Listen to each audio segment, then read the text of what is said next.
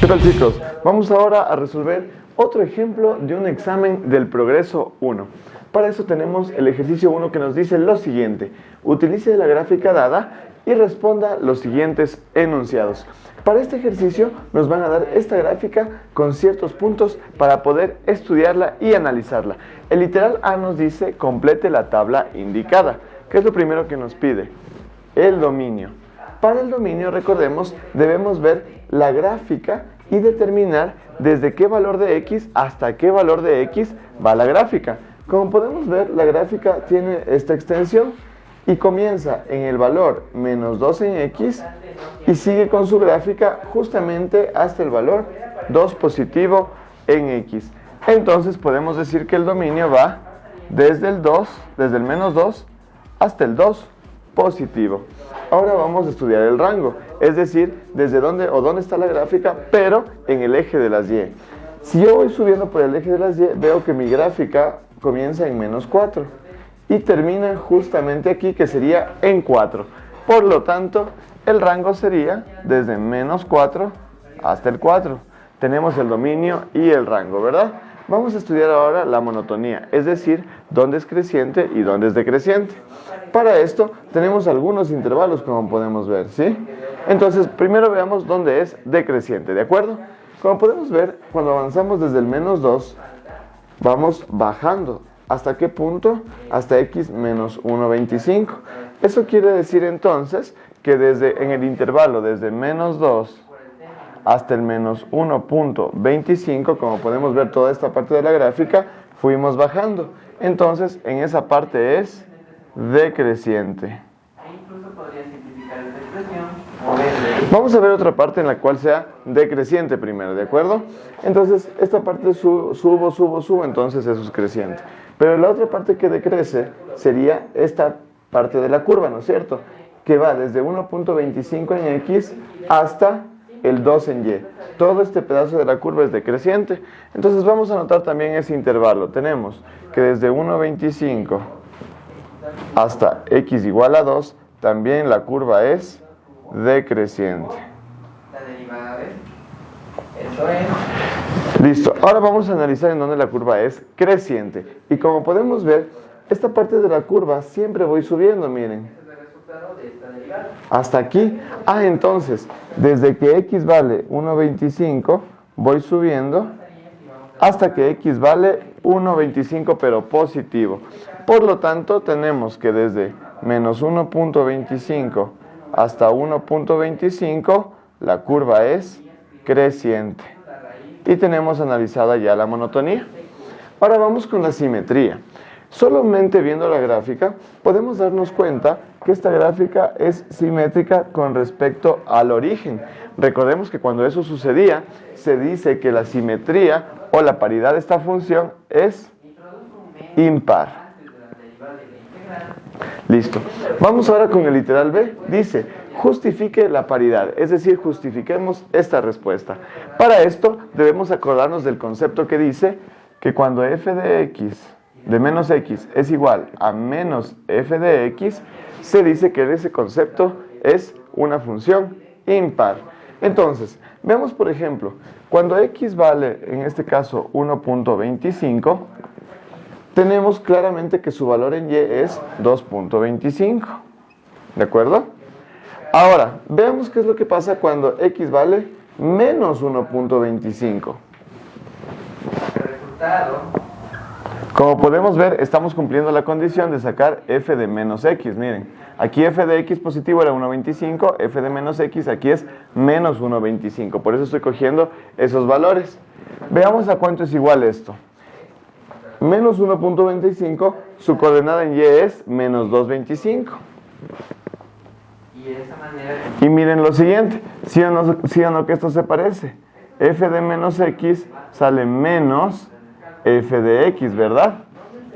Entonces, dado eso, podemos concluir que por estas dos condiciones, la función cumple que es impar. Listo. Y con esto tenemos resuelto el ejercicio 1. Vamos ahora con el ejercicio 2 del ejemplo del progreso 1. Entonces, esto nos dice, dadas las funciones f y g de x, a. Determinar el dominio de la función resultante h de x, que es g menos f de x. ¿Qué significa esto? Vamos a hallar esta función h de x. Cuando nos dice g menos f, significa que es la función g de x menos la función f de x. Entonces, reemplazamos por sus respectivos valores. G de x en este caso es x menos 2, menos, y f de x es toda esta expresión. Como aquí tenemos un menos, se hace necesaria la presencia de un paréntesis. Y metemos aquí esta expresión, menos x al cuadrado menos x menos 3. ¿Listo? Resolviendo esa operación, tendríamos x menos 2. Este menos le cambia de signo a todos los valores que están adentro. Más x al cuadrado más x y más 3. Finalmente, entonces, nuestra h de x nos quedaría lo siguiente. Ordenadamente, x al cuadrado, x más x, 2x, y menos 2 más 3 más 1. Y tenemos ahí ya la función h de x. A esta función también, por motivos de los siguientes literales, vamos a factorarle. Este es un trinomio cuadrado perfecto, cuya factorización es la raíz del primero, signo del medio, la raíz del segundo al cuadrado. Cualquiera de las dos formas es nuestra función h de x. Vamos a analizar ahora el dominio. Como podemos ver, en este caso no existen restricciones, porque tanto expresada de esta manera como de esta manera, x puede valer lo que sea. Por lo tanto, el dominio de h es desde el menos infinito hasta el más infinito. Seguido de esto, en el literal B nos dice, grafique la función h. Para eso, en línea entrecortada con color negro, tenemos la función básica. ¿De dónde parte esta función de aquí? De la función base x al cuadrado. ¿Recuerdan? Nuestra función cuadrática. ¿Qué pasaba cuando yo a una función a la x le sumo un valor? La gráfica era la misma, simplemente que se recorría hacia la izquierda, porque aquí dice más 1. Ahora, ¿cuánto se recorre hacia la izquierda? Una posición, porque aquí el valor numérico es 1. Por lo tanto, lo único que tengo que hacer para bosquejar esta gráfica es recorrer la gráfica de la función cuadrática una posición a la izquierda. Su vértice es en 0, 0.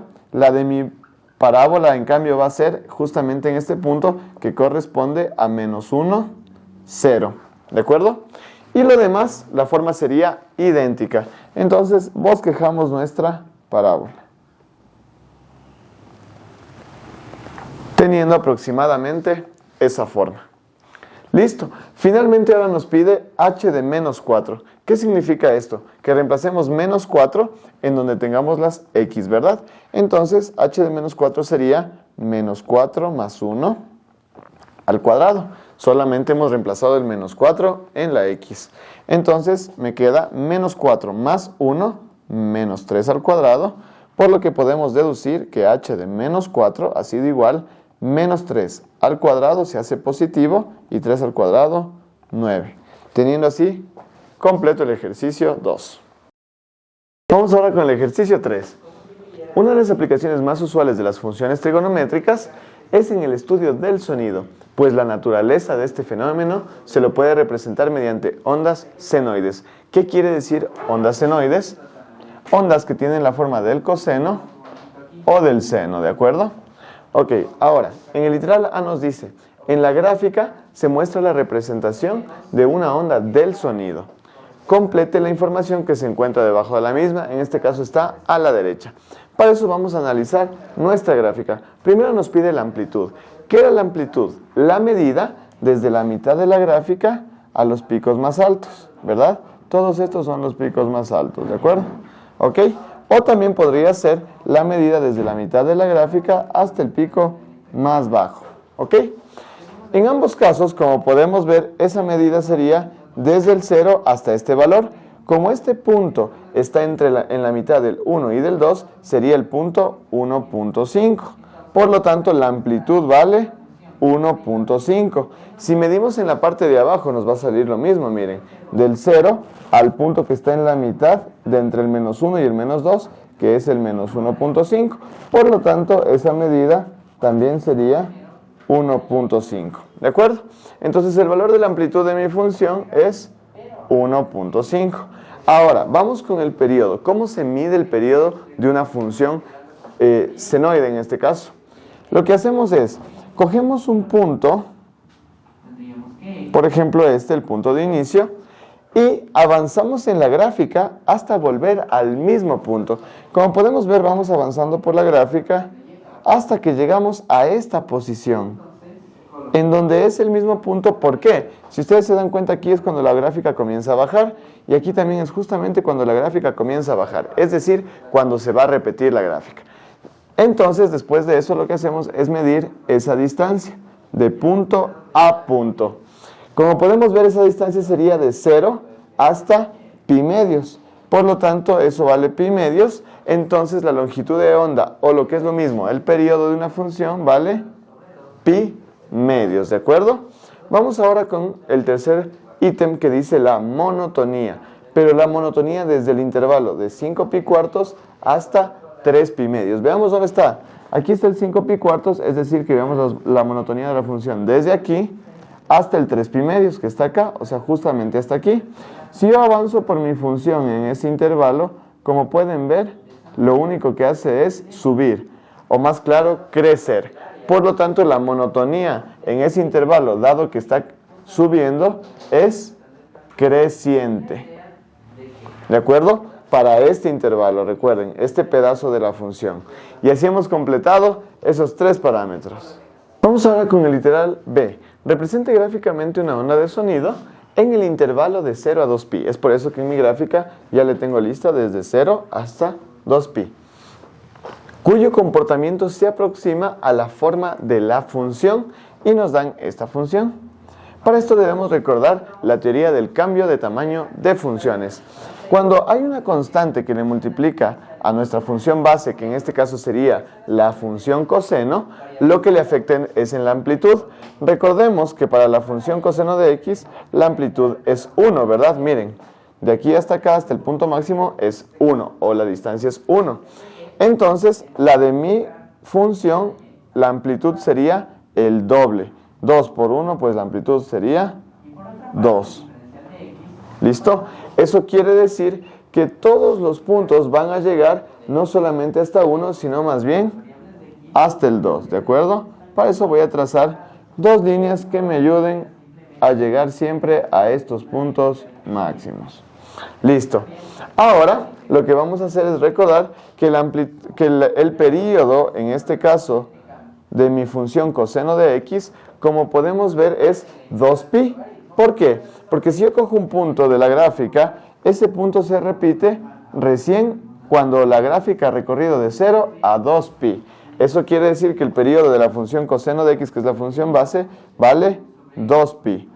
Cuando a la x se le multiplica por un valor, le afecta directamente al periodo.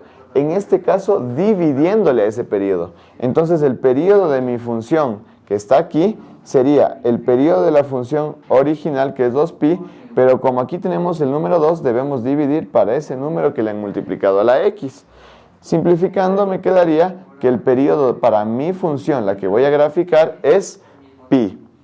¿Qué significa esto? Que cuando yo llegue a pi, voy a tener que tener ya 2 puntos iguales. Es decir, la gráfica ya se tiene que repetir. Cuando lleguemos a 2pi, entonces, lo único que tendremos es la gráfica ya repetida, ¿de acuerdo? Para eso vamos a marcar los puntos con la misma forma de la gráfica base. Recordemos eso. La amplitud es en 2. Como parte desde 1, pues la amplitud ahora es 2. Vamos a partir desde aquí, ¿verdad? Ahora, esta parte de la onda, hasta aquí, debe hacerlo en la mitad del espacio, ¿verdad? Es decir, solamente hasta pi medios. ¿De acuerdo? Para eso, el punto más bajo que estaba aquí se traslada al punto más bajo, que en este caso tiene amplitud 2, por lo tanto llega hasta acá. Y esta forma de la gráfica debe cumplirse en esta primera mitad. Para que eso ocurra, la gráfica más o menos sería de este modo. ¿Listo? Ahora, la siguiente parte de la gráfica debe cumplirse también en la mitad del periodo, es decir, hasta este punto, porque nuestro nuevo periodo, como vimos, es pi, ¿de acuerdo? Entonces, esta subida debe completarse en este tramo. Para eso ya tenemos el punto mínimo desde el cual salió, pero necesitamos el punto máximo al cual va a llegar. El punto máximo al cual va a llegar ya es con el periodo 2, que sería acá. Por lo tanto, la gráfica subiría de este modo. ¿Listo? Ya tenemos entonces la misma forma de la gráfica, pero con periodo pi. Dado que en la otra parte es otro periodo pi, lo único que sucede es que esta gráfica se va a repetir. Por lo tanto, le repetimos.